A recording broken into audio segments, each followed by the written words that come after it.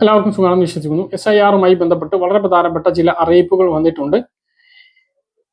SIR ഫോമിൽ ബന്ധുക്കളെ ചേർക്കുന്നതിൽ അച്ഛനോ അമ്മയോ അവരുടെ മാതാപിതാക്കളോ മാത്രമേ ചേർക്കാൻ പാടുള്ളൂ എന്ന് ഇപ്പോൾ SIR ഫോം വിതരണം ചെയ്തു തുടങ്ങി 19 ദിവസത്തിന് ശേഷം തെരഞ്ഞെടുപ്പ് കമ്മീഷൻ വ്യക്തമാക്കിയിരിക്കുകയാണ്.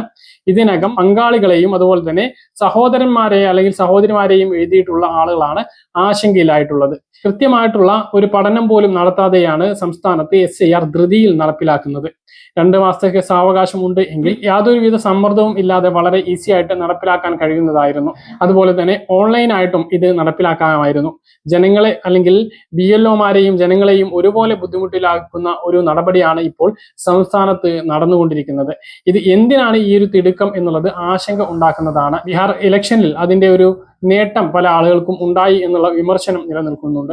അതുപോലെ തന്നെ ബംഗാളിൽ 2 കോടി വോട്ടർമാർ വെട്ടും എന്നുള്ള നില ഉണ്ടായിരിക്കെ നമ്മുടെ സംസ്ഥാനത്ത് ആദ്യഘട്ടത്തിൽ 1 ലക്ഷം വോട്ടർമാരെ 1 ലക്ഷത്തിലധികം വോട്ടർമാരെ കണ്ടെത്താനായിട്ടില്ല എന്നുള്ള ഞെട്ടിപ്പിക്കുന്ന കണക്കുകൾ വന്നിട്ടുണ്ട്. അങ്ങനെയുള്ള ആളുകൾ മരണപ്പെട്ടതായിരിക്കാം അല്ലെങ്കിൽ ഇരട്ട വോട്ടർമാരായിരിക്കാം എന്നാണ് ഇപ്പോൾ തെരഞ്ഞെടുപ്പ് കമ്മീഷൻ വ്യാഖ്യാനിക്കുന്നത്. ആരൊക്കെയാണ് എന്നുള്ള വ്യക്തമായിട്ടുള്ള വിവരങ്ങൾ ഇപ്പോൾ തെരഞ്ഞെടുപ്പ് കമ്മീഷൻ പുറത്ത് വിട്ടിട്ടില്ല എന്നുള്ളതും ആശങ്ക ഉണ്ടാക്കുന്നതാണ്. നിലവിൽ 2002 വോട്ടർ പട്ടികയിൽ ഉണ്ടായിരിക്കെ SIR ഫോം ലഭിക്കാത്ത ആളുകളും ആശങ്കയിലാണ്. അങ്ങനെയുള്ള ആളുകൾ അക്ഷയ അല്ലെങ്കിൽ ഓൺലൈൻ കേന്ദ്രങ്ങൾ മുഖേന ഫോം 6-ൽ അപേക്ഷ നൽകേണ്ടതുണ്ട്. പൂരിപ്പിച്ച ഫോമുകൾ BLOക്ക് ഉടനെ തിരിച്ചു നൽകണം. ഫോമുകളുടെ ഡിജിറ്റലൈസേഷൻ നടപടികൾ ഇപ്പോൾ പുരോഗമിച്ചുകൊണ്ടിരിക്കുകയാണ്. BLOമാർക്ക് ഒഴിവില്ല. കാരണം 1500ഓളം ആളുകളുടെ ഡാറ്റകളാണ് മൊബൈൽ ഫോൺ ഉപയോഗിച്ച് അല്ലെങ്കിൽ ഓൺലൈൻ മുഖാന്തരം ഡാറ്റ എൻട്രി നടത്തി ഡിജിറ്റലൈസേഷൻ പൂർത്തീകരിക്കേണ്ടത്. ആ ഒരു ഉദ്യമത്തിലാണ് പാവപ്പെട്ട BLO ഓഫീസർമാർ.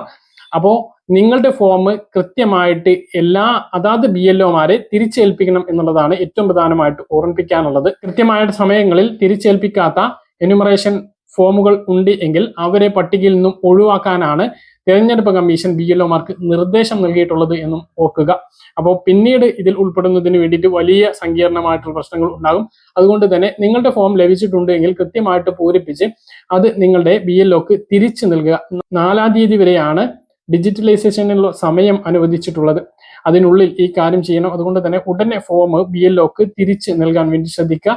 9-ാം തീയതി ആദ്യ കരട് വോട്ടർ പട്ടിക പ്രസിദ്ധീകരിക്കുന്നതാണ്. അതിൽ എന്തെങ്കിലും ആക്ഷേപങ്ങളുണ്ട് എങ്കിൽ തിരുത്താനുള്ള ഒരു സമയം കൂടി ലഭിക്കുന്നതാണ്.